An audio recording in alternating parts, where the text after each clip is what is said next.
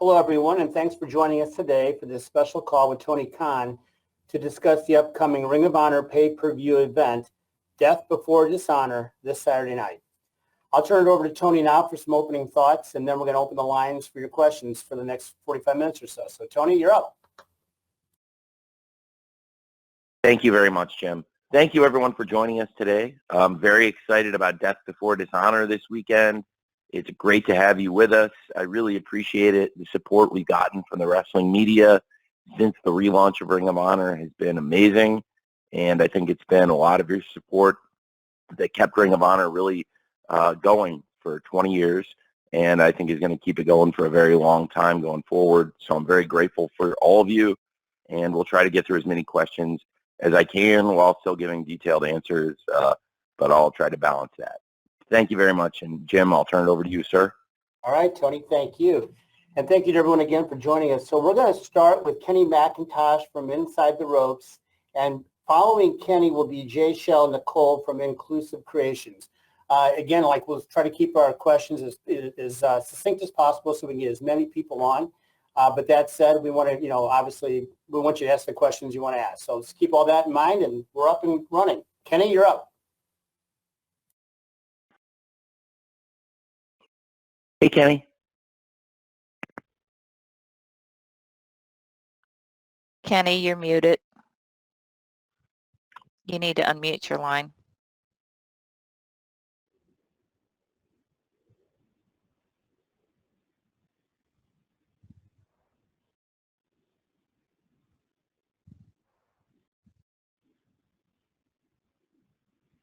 Kenny, you're still muted.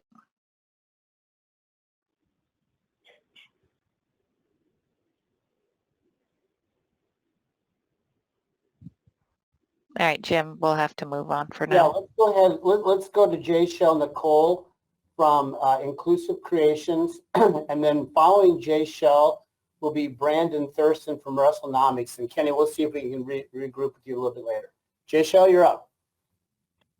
Hi, Tony. This is Jay Shell from the Late Night Grin, SC Scoops, and Wrestle Purists. I'm so excited for this weekend show.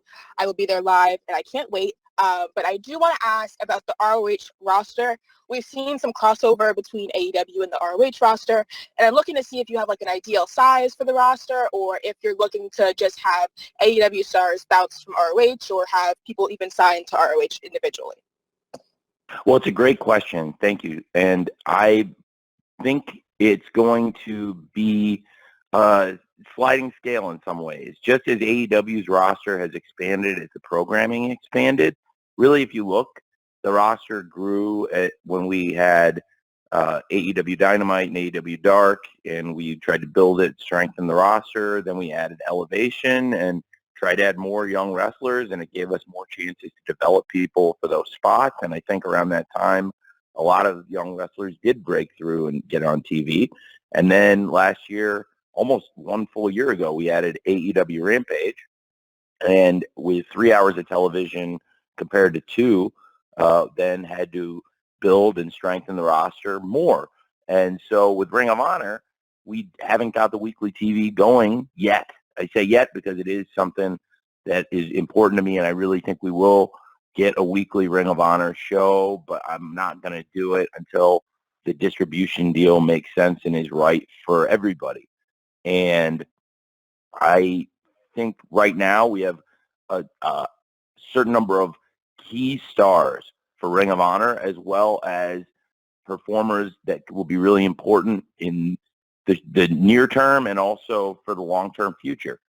Some developmental stars for the future, as well as some of the key stars to the history of Ring of Honor are signed up. So I think right now it's not the biggest version of the roster, and I would expand it and add more people. And, because right now most of what you see with Ring of Honor is taking place either on these big pay-per-view events like we saw with Supercard of Honor and now Death Before Dishonor this weekend, and also wrestlers being involved in events with AEW, the two companies that I'm the owner and CEO of, and also with companies that we work with, like, for example, New Japan Pro Wrestling. So I think right now is not the biggest version of the Ring of Honor roster. It would probably expand once the TV gets going, if that makes sense. Thanks, Jay Shell. Next up is Brandon Thurston from WrestleNomics, and I'm going to follow Brandon with a write-in from Kenny McIntosh who couldn't get through, so I've got Kenny's question. Brandon, you're up. Tony, thanks again for your time. Hi, Tony. Thanks again for your time. Thank you. Thank you, man. Maybe this will be a little bit redundant to what you just said, but we've seen Ring of Honor storylines built up towards this pay-per-view on AEW TV. I was wondering if you could tell us maybe an update on a weekly TV show for Ring of Honor. You've talked about having discussions with Warner Brothers Discovery. I'm wondering if WBD is the only possibility we should be thinking about when it comes to a weekly Ring of Honor TV show, if there's other media conglomerates you're talking to, or even your own streaming service. Sure. Well, I have talked to Warner Brothers Discovery, and I'm continuing to talk to Warner Brothers Discovery about it. I have worked with them now to get Death Before Dishonor on Bleacher Report, where it will be available this weekend. I think that's a really positive step. It's the first time Ring of Honor has worked with Warner Brothers Discovery, and I believe it's going to be one of the biggest pay-per-views in Ring of Honor's history. So I spoke to them yesterday, and they're really excited about this event, and there's been good pre-ordering. It's different pattern than AEW, but for Ring of Honor, this is going to turn out to be one of the strongest shows in their 20-year history of producing events. So I think it's a great way to start the partnership with this event, get Warner Brothers Discovery familiar with the Ring of Honor brand, which is happening. We've been in Atlanta this week, one of the home cities of Warner Brothers Discovery. A lot of the executives have come to the show and been around AEW and also around a lot of the great Ring of Honor stars. So I think there's definitely appetite on both sides and interest. And like I said, we started things out together with our first pay-per-view event with Warner Brothers Discovery working with Ring of Honor. And hopefully I really would love to parlay that into weekly TV for Ring of Honor, which would be, I think, great for the wrestling fans and obviously great for everybody working with Ring of Honor. Brandon. Thanks. The next question is going to come from Kenny, as noted, and Chris Mueller will follow from Bleacher Report. Kenny's question is probably in the same vein, but let's ask it anyway to make sure we cover off everything on this topic, Tony. Kenny asks, he just wonders is the long-term vision for Ring of Honor to have its own TV show and only have ROH on AEW for an interpromotional type build pay-per-view, or will Ring of Honor maintain a presence on AEW TV long-term regardless? Well, that's a great question. I would like there to be interaction. I think the two companies can work together. I believe both companies would benefit from that, AEW and Ring of Honor. But I would like a lot of the primary focus on Ring of Honor to be on Ring of Honor shows going forward. But there's also a lot of positive things about having some of the people who are the champions in Ring of Honor being involved in AEW TV and vice versa, having a lot of the AEW stars competing in Ring of Honor, including for the championships, which is contributed to, I think, a lot of the interest in Ring of Honor, frankly, because right now Ring of Honor has one of the strongest lineups of champions in pro wrestling. It includes some of the homegrown stars of Ring of Honor and also some of the top stars of AEW who've gone and competed there. So I think all of it blended together makes for a really interesting lineup. And in this case, for Death Before Dishonor, it makes for a really interesting lineup of matches this Saturday. I think AEW television could be involved in the promotion of Ring of Honor and cross-promoting Ring of Honor, and also to some extent, in populating Ring of Honor in terms of competition going back and forth. And I think it can benefit both companies. But I would also love to have the primary focus on Ring of Honor week to week be on Ring of Honor's own TV show that I'd like to get going in the future, TV or streaming or wherever it ends up, but definitely the right platform, the right deal for everyone involved. Thanks, Kenny. Thanks, Tony. Okay, as promised, Chris Mueller from Bleacher Report, you are coming up next. and Chris will be followed by Mike Johnson from PW Insider. Chris, you're up. Hey, Tony. Thanks for taking the time. Hi, Doc. So, hey, Tony. First of all, apologies if I've started something that ruined your Twitter mentions recently. And then, No, second, not at all. secondly, so the last ROH pay-per-view, the pre-show had 4 matches and the main show had 8. And AEW pay-per-views are always known for having roughly the same amount and close to a dozen matches. So far, we have 1 pre-show match and 6 main card matches announced. So I was just curious if you had plans to add anything between now and the event. Yes, I definitely do. We will definitely add some matches between now and then, and we'll have more information tomorrow night on AEW Rampage about Death Before Dishonor, and also, on our social media and Ring of Honor accounts leading up to the event. So tomorrow night on Rampage, we'll have a bit of an update, but we'll definitely be adding some stuff between now and then to the Death Before Dishonor and 0 Hour cards. Okay, thanks, Chris. Yep. Thanks, Tony. And the length, and by the way, it's a great question, Doc. The length is going to be the same as it was for Death Before Dishonor for the pay-per-view and the 0 Hour. Okay. Mike Johnson from PW Insider, you are next, and Mike will be followed by Kevin Mitchie from Sportsnet. Mike. Hey, Tony. How are you, sir? Doing great, man. How are you, sir? I am in the middle of a thunderstorm here in New York, so if you hear any weird noises, I'm not doing anything strange. The last Ring of Honor show was a show you inherited from the previous ownership. So I'm curious, and you had mentioned... Well, I don't think that's fair. I my friend, I don't know if that's fair to say, because they had started working on it, but I was under no obligation to actually do the event, and It was something I was excited to do, and also I ended up putting most of the card together.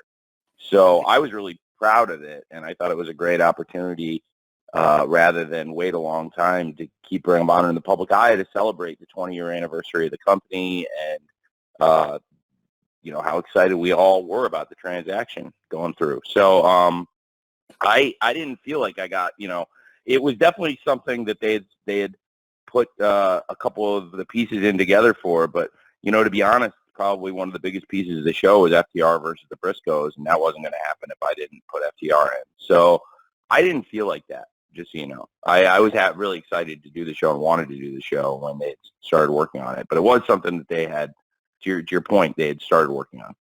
Okay, so my question is, you had mentioned sort of wanting to almost have a ECW One Night Stand feel to Supercard of Honor to kind of pay tribute to the past of the company. I was curious, how different is your approach to putting together the card, booking the card, and what you want your vision of Ring of Honor to be going forward, starting with this show? How different is the approach this time around versus Supercard of Honor?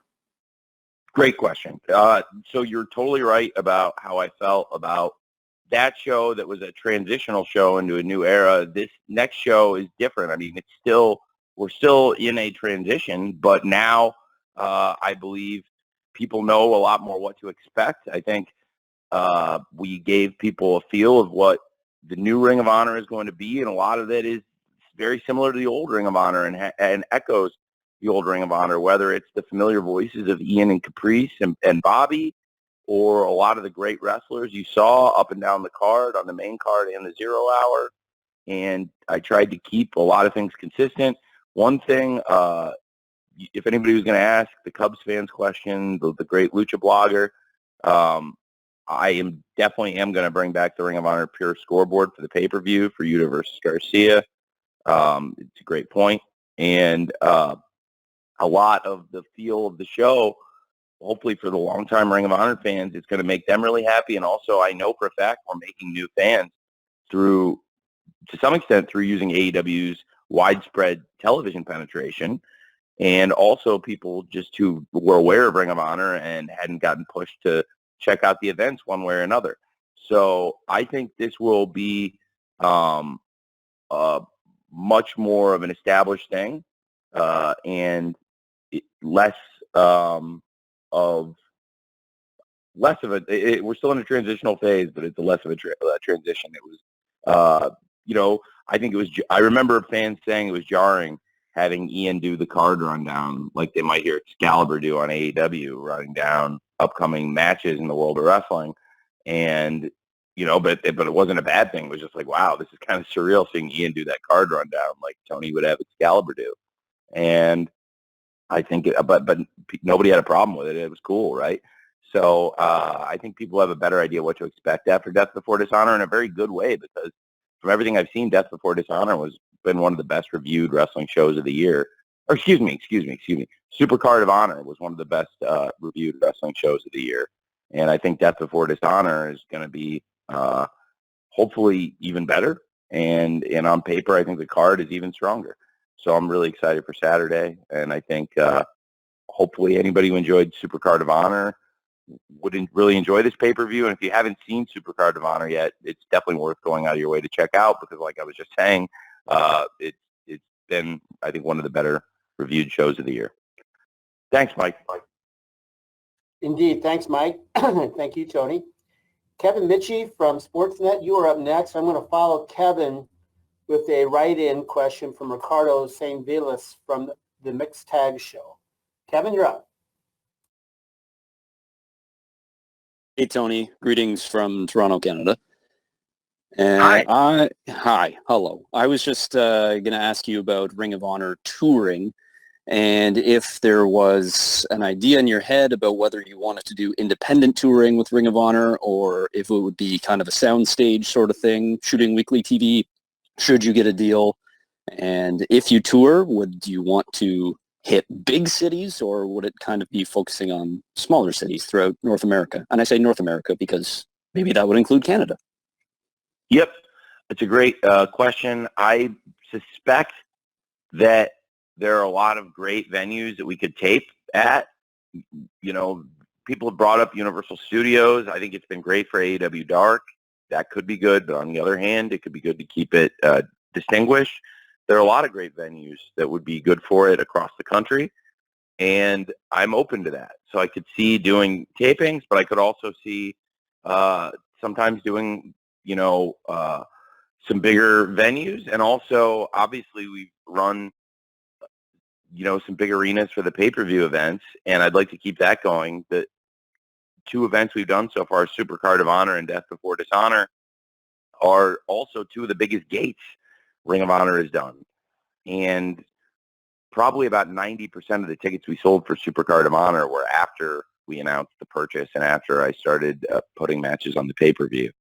So I do think we've gotten a lot of renewed interest in Ring of Honor, where there is definitely potential to go run bigger venues, not just for the pay-per-view, but also for some of the big TV events. So that's something to keep an eye on. So I wouldn't just say I'd be committed to only doing one fixed thing. I think we could, look at a number of different venue types for Ring of Honor. And so far we've been able to draw bigger crowds for Ring of Honor for our first two shows than, most Ring of Honor shows in their 20-year history, other than a select few. So I think that bodes really well going forward also for the brand. Thanks, man. Thanks, Kevin. As promised, I've got a write-in question, Tony, from Ricardo St. Vilas of the Mixed Tag Show. Ricardo's question is, with Ring of Honor and AEW working under your umbrella, is there a possibility of a hybrid six-man titles or women's tag team titles that is featured on both shows? Well, the titles, I think, are going to be kept separate. I wouldn't have a hybrid championship or any hybrid championships, I think, between AEW and Ring of Honor.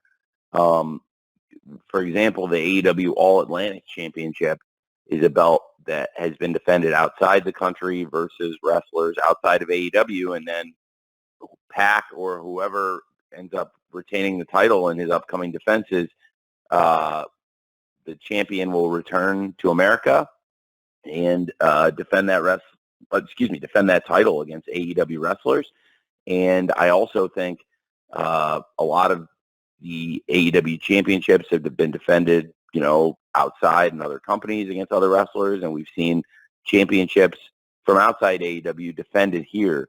But as far as having a hybrid championship between two companies, I probably would not do that, but I would have the champions of AEW and Ring of Honor continue to fight each other in their respective companies and in other companies like New Japan Pro Wrestling and other companies we've worked with, AAA, and a number of others. Rev Pro now in England is a great example of that with the All Atlantic title also. So that's probably how I saw it going. Thanks. Thanks, Ricardo. Thanks, Tony. Ella J, I hope you'll be ready. You are next. Ella J is with A Wrestling Gal, and Ella will be followed by Sean Ross Sapp of Fightful. Ella, you good? Guys hear me? Yep. Hi, Ella. Perfect. Hi, how are you? Great. How are you? I'm doing great. I had a question. I was wondering if there was a possibility for Ring of Honor to kind of have the same ranking system that AEW does right now for contenders. I'm probably not going to do it like that. I'm not sure. I think there's something to be said for having a different approach to organizing the contenders, but I'm not settled on that one way or another. I think there's merit to it for sure with the ranking system we have in AEW and how it keeps a clear picture of the landscape of contenders. But on the other hand, I think there's something to be said for keeping it some differences between the companies. So it's a great question, Ella, but I'm not really sure. I haven't decided one way or another yet if I'm going to do that. Right now, we're not using it like that, but I'm trying to use still the logic of wins and losses in the booking of it, if that makes sense. But I haven't necessarily organized everyone into a top 5 graphic, so to speak. Thank you, Ella. Sean Ross Sapp from Fightful is next, and Sean will be followed by Trevor Robb, a write-in question from Post Media. Sean?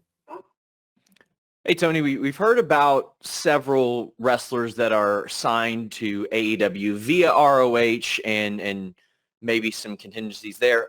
Are there any talent that we don't know about that are actually signed to the company that have been used, maybe aren't on TV at the moment, that you have signed to full-time deals with ROH?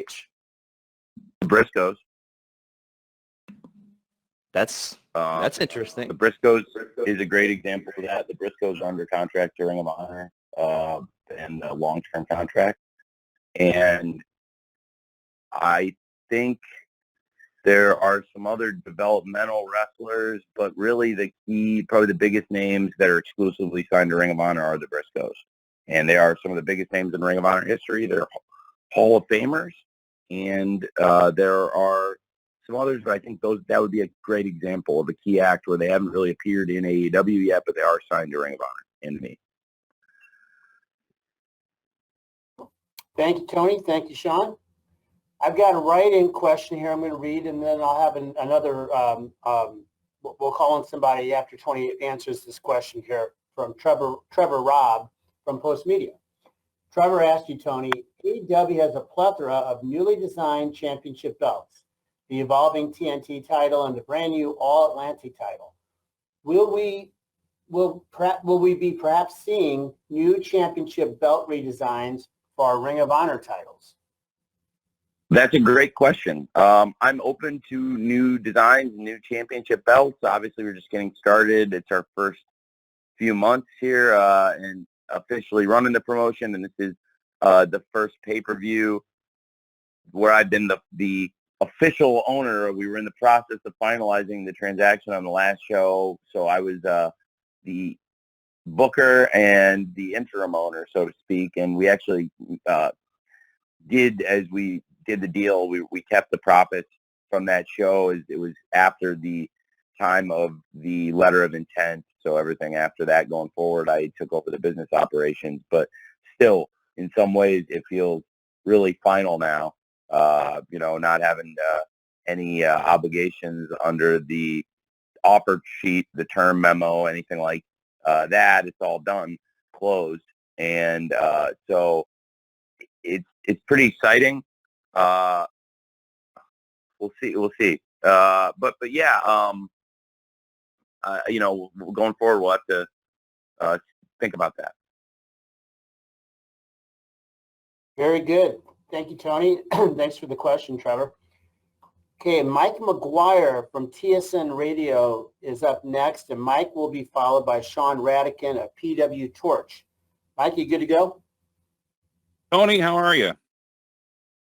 I'm doing great. How are you?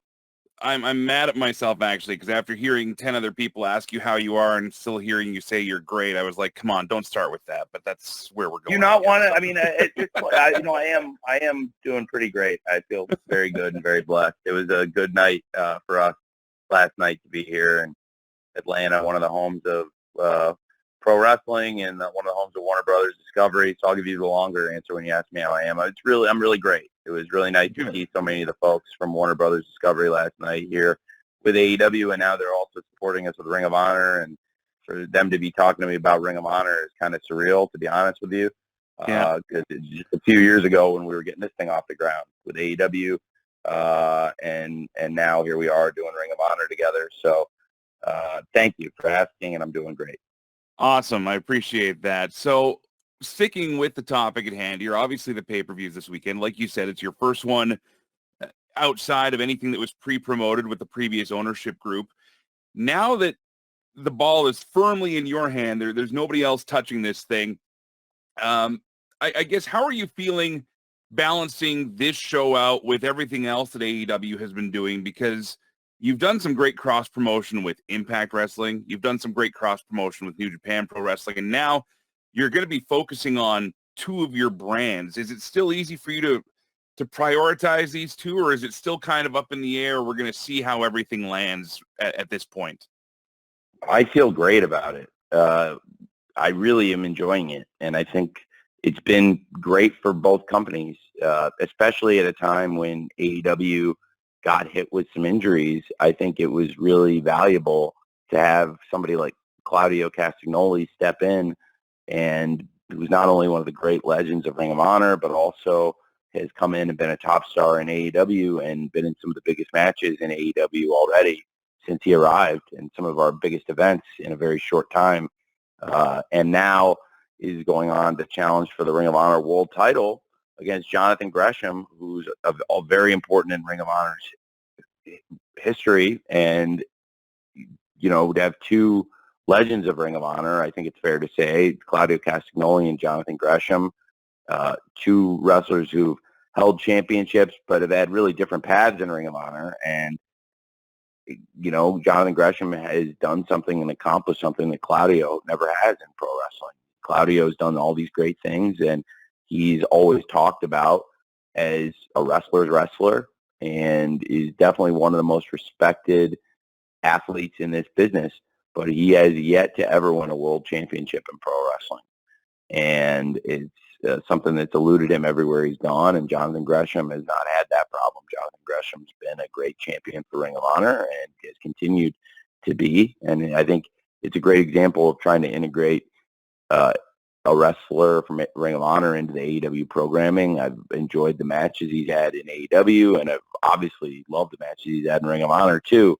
And I think it's going to be a great match, a great clash of styles in some ways, but on the other hand, two similar styles in some ways from two athletes who are very differently physically built.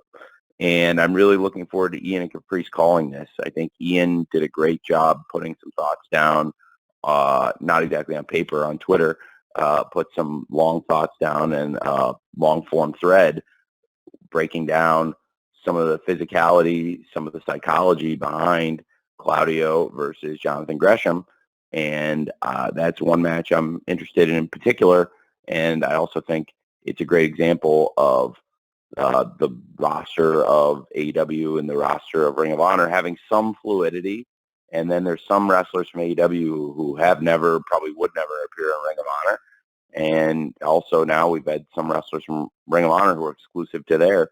So right now I think it's been a good pattern for everyone. Thank you, Mike. If that makes sense. Thanks, Mike. Sean Radican from PW Torch is up next, and Sean will be followed by Stephanie Francombe from Steel Chair. Sean? Hey Tony, how are you? I'm awesome, man. How are you, Sean? I'm good. I'm excited about the show this weekend, and I wanted to ask you about promoting the show. There's been stuff on AEW Dynamite, but also some really good video packages with Caprice Coleman moderating the Briscoes and FTR, and Ian Riccaboni being used for the Jay Lethal and Samoa Joe match this weekend, and they really captured the kind of the feel of ROH and what it's about in my eyes. Can you talk about, is this representative of, you're booking 2 shows? What's it going to be like once, or what do you anticipate it being like once TV starts? And you think the 2 shows are going to, Dynamite, has its own pace, but it seems like ROH now has a real shot to have a different feel. And personally, what's that like? I'm sorry, it's just long-winded, but what's that like for you to, develop, ideas for the 2 shows and have 2 distinct feels for each show? Well, it's a great question, and it's not long-winded at all, Sean. You have to remember who you're talking to. So I give what you get. Your question was not long-winded in any way, and I hope I'll try to not make my answer like that. But it's a great question, a great couple questions. So I appreciate you saying that. I think the video packages that we put together, they have a different feel than AEW. We've got some different hosts that I think add to the presentation. You mentioned the great jobs that Ian has done, and in particular Caprice recently, for example, with FTR and the Briscoes, and some of the videos that Caprice has done in the lead up to the pay-per-view. I think they do a great job. So in particular, having different hosts has added to it. Now having Ian and in particular, again, Caprice appear on a regular basis on AEW TV. They've been on Dynamite, and Caprice has been on Rampage a lot. And I think it's been great. And I do think that's helped build an audience in some ways for Ring of Honor, but also show that Ring of Honor has a different voice and a different presentation. I think that'll continue into the television. The pay-per-view, like I said, Supercard of Honor was incredibly well received, and now I'm really very optimistic that Death Before Dishonor this weekend is going to be a great, great pay-per-view, and again, can hopefully show the kind of feel that we're going to have for Ring of Honor, and it's a different pacing and even a different pay-per-view structure in some ways than we've done with AEW, where this pay-per-view, has got a different length and a different feel. And I do think that it's going to be positively received. I'm hopeful, but I also think that it'll give people another flavor of what to expect. And you'll see the Ring of Honor pay-per-views. They're just a little different from the AEW pay-per-views, still great. And hopefully that'll continue into TV. They'll have 2 distinctive feels for the shows, I really believe. And I hope you'll enjoy them. There are some people I know, some wrestling purists who I've told that they're really going to enjoy the Ring of Honor shows. Like a great example is like my friend Rick Rubin, who is just an awesome, awesome guy.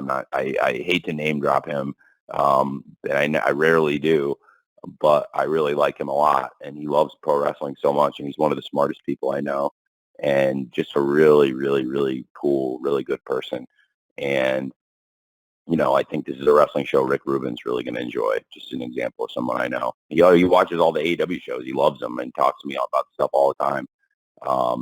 Christian Cage in particular has been killing it in his eyes. And I really respect his thoughts and his ideas, and I just love Rick. And this is a show I think Rick's really going to enjoy. So I'm fired up. Thank you, Sean. Thanks, Sean. And as promised, Stephanie Francone from Steel Chair is next. On deck will be Bill Pritchard from WrestleZone. Steph, yeah? Hi, Tony. Hi. Hello. How are you? Oh, I'm very well. Thank you very much. How are you? Oh, great. The sun is wonderful here in France, and we are looking forward to watching this new Ring of Honor pay-per-view. I wanted to ask you about the tradition, because Ring of Honor is really something about tradition, few rules and things like that. And it also helped a lot of talents to become who they are today. And for you, was it essential to have in your roster some of those people who helped Ring of Honor become what it is today? I think about CM Punk, Samoa Joe, Claudio, people like that. Thank you. Thank you for asking. I think it's been tremendously important to the resurrection of Ring of Honor, getting some of the key names involved. I think Final Battle, AEW had very little to do with the event, but I wanted to help out because, like I've shown with a lot of other wrestling companies, when the chips are down, if somebody needs help, if it's not going to hurt AEW and if it's going to help them but not hurt us, I'll generally do it. And we've done it for other wrestling companies before. And when Ring of Honor was going down, Final Battle 2021 was going to be the last show under the previous ownership, and it was looking to be the last Ring of Honor event for probably a while. And they came and reached out and were interested in having some of the legends of Ring of Honor, like the CM Punk, Bryan Danielson, Adam Cole, who are three of the top stars in AEW. Of course, all of them have been out injured, and I'm optimistic we'll get all three back, hopefully soon, and it'll make a huge difference in AEW. That, not to get totally sidetracked talking about AEW, but that there are three of the great legends of Ring of Honor. And at the time of Final Battle, they were all on fire in AEW. I mean, in December, that's the stuff that was carrying us into the TBS era. The three programs that really got AEW through from TNT to TBS transition, in my opinion, and really just looking at the data, were the CM Punk versus MJF, the Hangman Page versus Bryan Danielson, and the Orange Cassidy versus Adam Cole programs, which all three did great every week. And Punk, Danielson, and Cole at the time, huge part of the AEW TV every week, but also three legends who had very different careers and had huge accomplishments, each of the three of them in Ring of Honor. And of course, Punk and Danielson are two of the original four Ring of Honor Hall of Famers in that inaugural class. So I was happy to have them do the video packages, and I think it did add a lot to the presentation of Final Battle to see a lot of those stars talking about how Ring of Honor was important to them. They also, as has happened so much in all sports, including pro wrestling, their show got disrupted by COVID, and they needed a replacement for a main match on the show. And so Jay Lethal is another one of the greatest wrestlers in Ring of Honor's history, and he was in AEW. It just started with us, and I sent Jay Lethal to work that show, which is now very fitting because here's Jay Lethal in the new Ring of Honor. Talk about one of the greatest wrestlers in Ring of Honor history and the longest reigning television champion in ROH history, and to have the longest reigning world TV champ in ROH history, Jay Lethal, challenging the Ring of Honor TV champ, Samoa Joe, who is in his first reign as the TV champ, but is also one of the most accomplished wrestlers in Ring of Honor and is also one of those initial four Hall of Famers. So it's very cool getting these wrestlers involved in Ring of Honor. I was happy to do it, honestly, before we had anything to do with it. And there was a decent chance we weren't going to be the ones that ended up buying this company. But I that's not why I did it. I thought it was the right thing to do, and they asked. And, when I've asked people in wrestling for favors, people have helped me out. But generally, to be honest, probably more so, I get asked all the time for stuff, and I mostly, when I can, try to accommodate it. That was one of those times where I'm glad we did. And so it's been I think important to the relaunch and the new Ring of Honor to have this feel that there's some of the great stars are coming back. I think Ian summed it up in the thread he put together probably better than I've seen anybody else say it.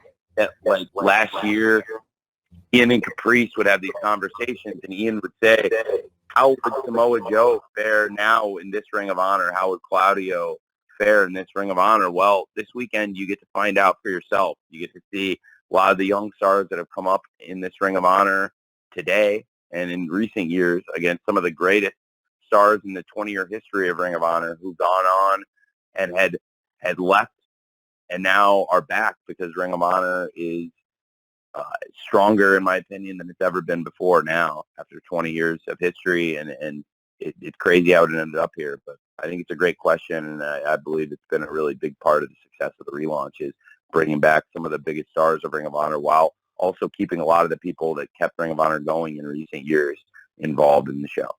Thank you. Thanks, Stephanie. Bill Pritchard from WrestleZone, you are up next. Bill will be followed by Max Everett from Sportskeeda. Bill? Hey, Tony. Everybody already asked you how you are. You said good. So are you looking forward to anything at Comic-Con being revealed this weekend? Yeah.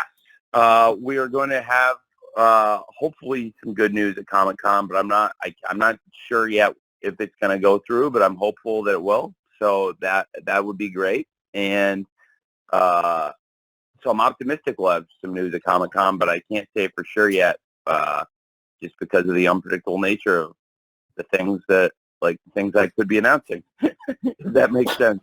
I want to be there. It's hard, but in some ways, it's why we have such a great team.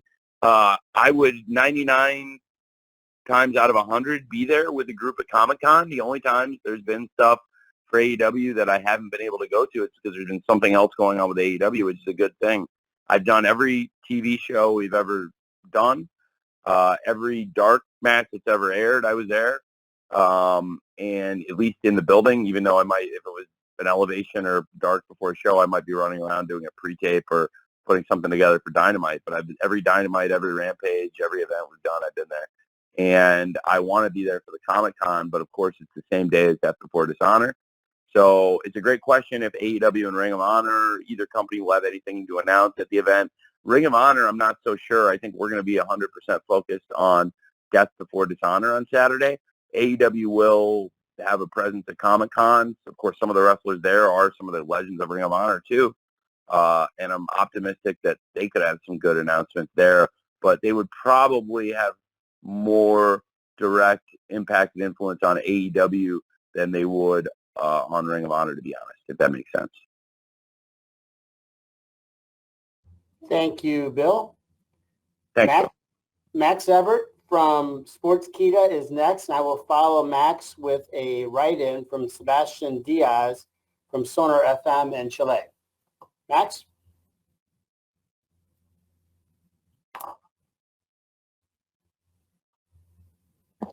Max, you're muted. You need to unmute yourself.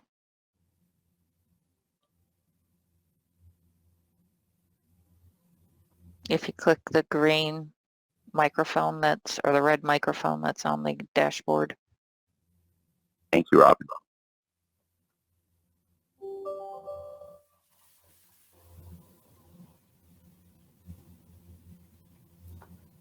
How about if I go ahead and ask Sebastian's write-in question, and then we'll check in with Max after that, okay? Sure. So here's the question, Tony, from Sebastian Diaz from Sonar FM. It's a pretty simple question. What do you see as the main differences? Can you describe the main differences between AEW and Ring of Honor? Wow, that's a great question. Well, they're very different promotions. Ring of Honor has been around a lot longer and has a more established history in some ways. Ring of Honor has been around now for over 20 years, whereas AEW, we've only been around for about 3 years. Ring of Honor has some different rules. For example, there's a heavy emphasis on the Code of Honor. It's a different presentation.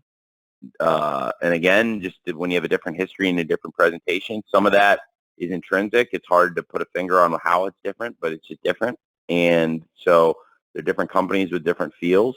Some of the great stars of both companies are the same. Like CM Punk is one of the most important wrestlers in both companies' history. Bryan Danielson's a very important wrestler in both companies' history now.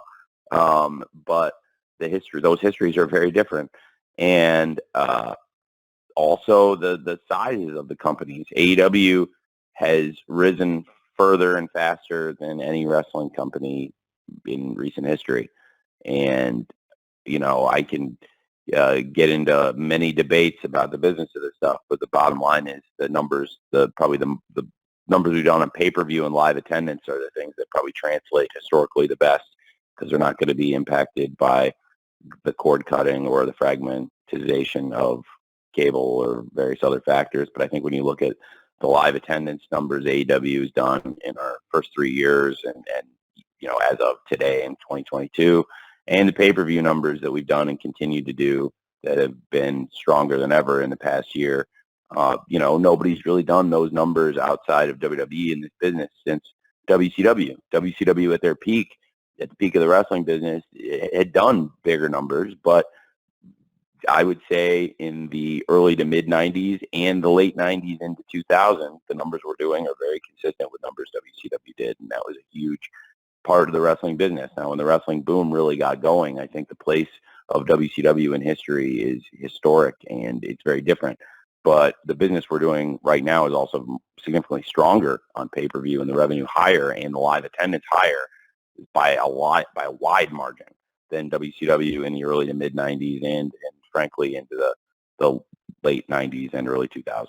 So I think AEW's place in wrestling history is pretty significant, because AEW should be known as being the strongest challenger promotion, the strongest wrestling promotion other than WWE. That's why I say it's a challenger promotion, but I'm just spelling out who the person you're challenging is when you're competing in the wrestling business in North America or the world. And I think AEW, it's very fair to say, is probably the strongest challenger brand in wrestling in 2 decades. They're very different promotions. Ring of Honor had risen to great heights, and I think when we purchased them, it would be very fair to say this was not the high period for them. And what's really exciting now is just in a few short months that I've been booking the shows and that we've been working with Ring of Honor and AEW together, we've seen more interest in Ring of Honor than there has been in many years. And I would say right now, it's very fair to say, is the peak of interest in Ring of Honor. This will be the strongest back-to-back pay-per-view performances in Ring of Honor history by far. And these are two of the biggest live gates that Ring of Honor has ever done for these 2 cards. This one is bigger than the last one. And, there are still tickets available. They're in Massachusetts, but already the gate we've done would be up there with the best Ring of Honor shows. So it's different expectations. They're different companies. They have a lot of the same fans, I believe, but they have their own fan bases. There's fans of each company separately, and that's great. But the more of them that we can make fans of each other, that's a real positive thing, I think, for both businesses. And there's synergies between these 2 businesses, AEW and Ring of Honor, that exist. So synergy is a word that I learned in, you hear the word synergy thrown around a lot, but I don't actually think everybody who hears the word knows what it means.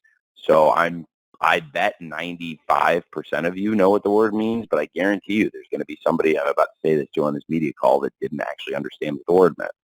Synergy is when you have 2 things separately, say peanut butter and jelly, and they're great separately, but when you put them together, they're stronger than just A plus B. Like the combination is better than what it should be in many ways. And so the synergies of them together are stronger than they would be separately, or if you just add to them together. A plus B as a compound is stronger than just adding up A and B.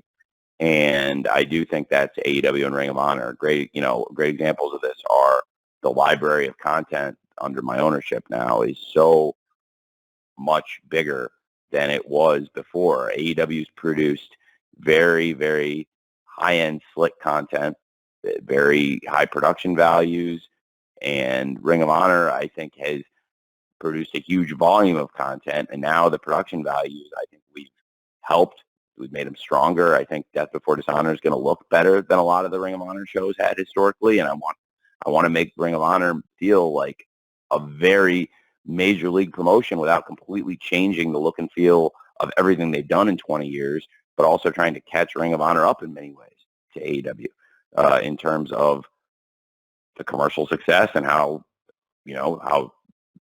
strong the production values are while still maintaining the Ring of Honor feel.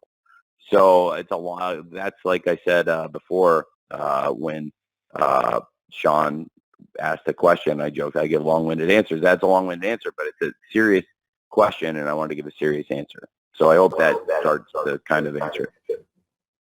Thanks. Very good, Tony. Thank you, and thanks for the question, Sebastian.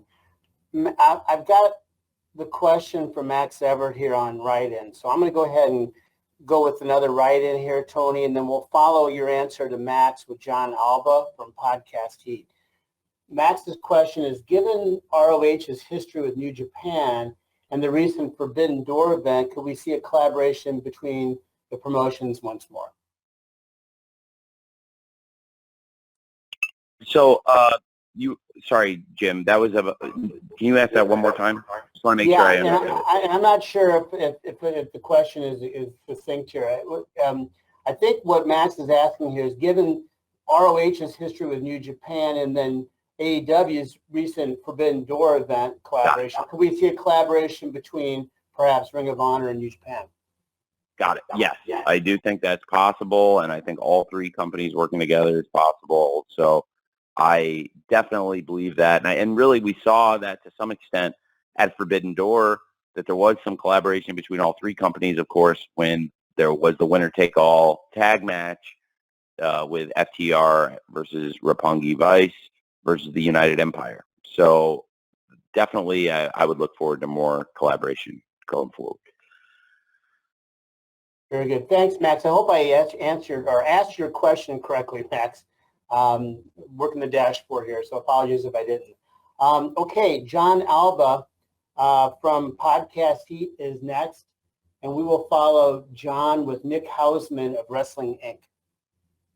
Jim, thank you very much for your time, and Tony, thank you as well. If you could ask Rick Rubin about his production decisions on AC/DC's Ball Breaker album, that would be great, because I've had a lot of questions about that over the years. So I'll let you take your question? that.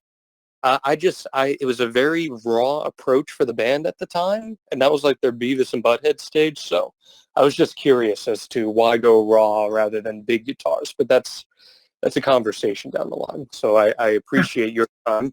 I want to ask about Willow. Willow is someone who, anytime she shows up on AEW TV, everyone is talking about, and you have had confidence in putting her in some pretty high stakes spots here in Ring of Honor so far. What is her status right now with either company, and do you see a future for her as an anchor of one of your women's divisions in the near or distant future?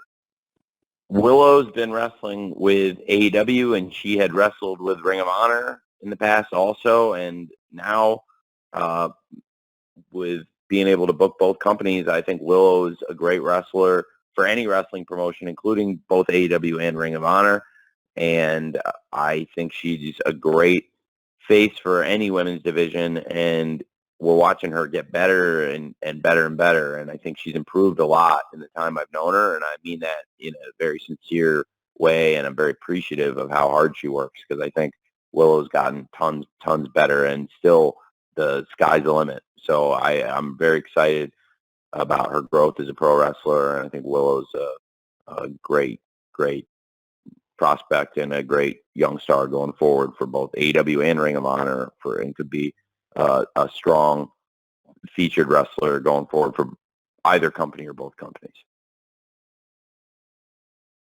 Thanks. Okay, so Nick Hausman is next, and then we're going to finish, we're getting close to the top of the hour here, so we're going to go with Nick, and then we're going to conclude here with, spinning the wheel, Dom D'Angelo, also from Podcast Heat. So Nick, you're up, and we'll conclude with Dom. Hey, Tony, thanks for taking the time today. My pleasure. So I wanted to ask you about this recent Fightful report that Colt Cabana is slated to be a part of the Ring of Honor roster. He's not advertised for this card. Is he going to be in the ROH mix? And I was also wondering if you could comment on the dynamic between Cabana and Punk. We know there's issues. They both talked about it, but there's some speculation that Cabana may be headed to ROH to put some distance between the two of them. Well, I would say that Colt is part of what we're doing in Ring of Honor. Obviously, he was involved in Supercard of Honor, and has been a great wrestler in the past of Ring of Honor, and I am planning to have him involved in the show this weekend. And they haven't announced everything for the card yet. We've only put in championship matches so far, and then one match for the 0 Hour, of course. Willow had a great performance on Dynamite, and I thought it was important to follow up on Wednesday Night Dynamite and let the fans know they can check out Willow on the 0 Hour for free. And if you enjoyed seeing Willow here on Wednesday Night Dynamite, hey, check out the 0 Hour. And she's wrestling Allison Kay, who's another great wrestler who's come into AEW in the past and is somebody I really respect and thought would be a great opponent. And I thought Allison Kay versus Willow would be a great match. So right now, that's the only match we've announced outside of the championship matches. But Colt was a big part of the Supercard of Honor in the 0 Hour, and absolutely will be involved in Death Before Dishonor. And I wouldn't comment on the other stuff, but thanks for asking anyway. But I do think it'll be great for that event going forward for Ring of Honor, and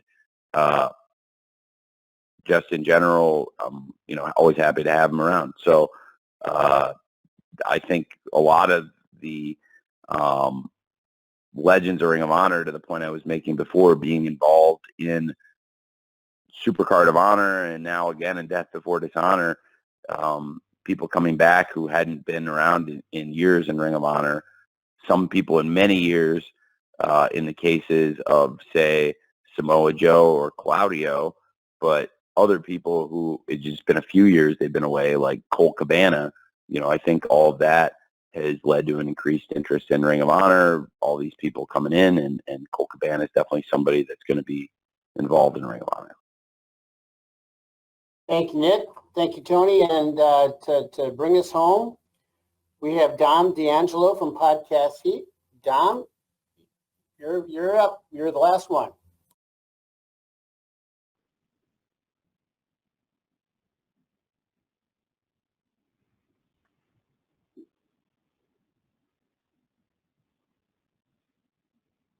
Hello, Dom.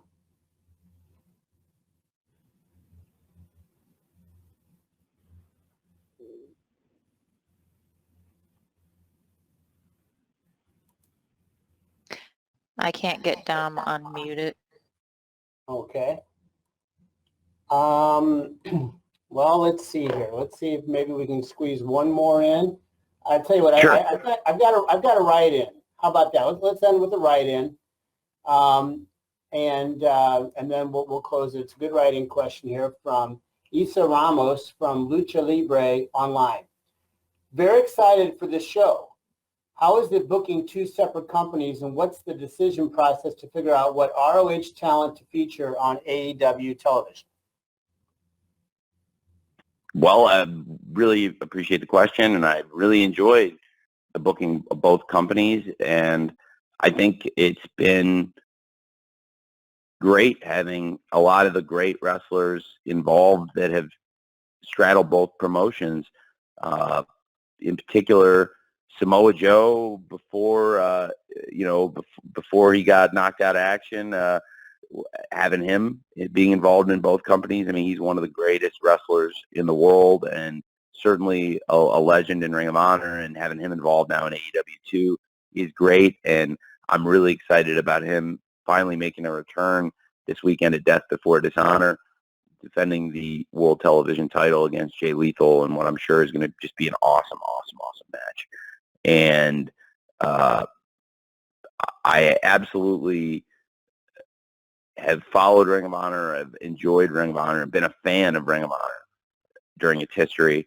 And it's very different to go back and try and pay tribute to the history of another promotion versus AEW, where I try to pay history to all of pro wrestling and try, I think AEW is the home of pro wrestling on TV.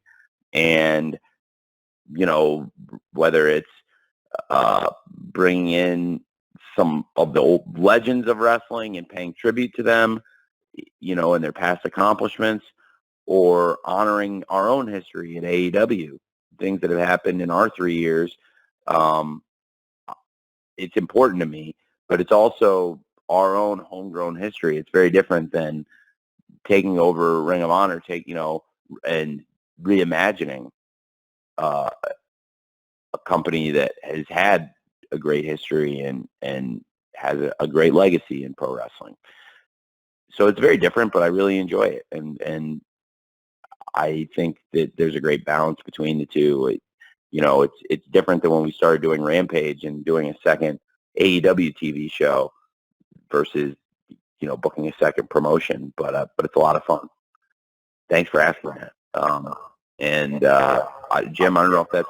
Did you ever the person who couldn't get their phone unmuted? Did they ever get it fixed? I think we just closed the panel, if you will. So right here at the top of the hour, Tony. So we got to get Easton in there in place. So hopefully we've accommodated everybody sufficiently here. How's that sound? Well, great. Yeah, it's good. Well, I'm really glad to be able to talk to everybody today, and lots of great questions. Thank you, Jim, for getting this set up. Thank you, Mandy and Robin.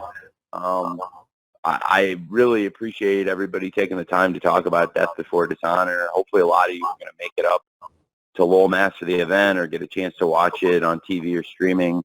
And I'm just really humbled by how much interest there's been in the new Ring of Honor, and I'm really excited for the future of Ring of Honor and for AEW. And without all of you great folks in the media and the coverage you provide, disseminating all the information, and giving your thoughts to the fans around the world, you power pro wrestling, and the wrestling media helped bring me to pro wrestling over 30 years ago. And I know a lot of you grew up with the wrestling media, and now you're a part of that same wrestling media, and it's really great.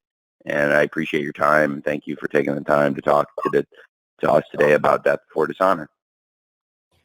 Thanks for that close, Tony, and we'll just echo on our end to thank everybody. We are at the end of our time, but we're very, very grateful. And as always, as you know, we provide an audio file of the presser that you just attended. So we'll be doing that shortly. So be looking for that, and we hope to see you in person on Saturday night. If not, we know you'll be tuned in, and for that, everyone at Ring of Honor is extremely grateful. So again, thanks a million for attending, and best wishes for a good rest of your week and a great weekend ahead here with Death Before Dishonor. Thanks, everyone. Thank you.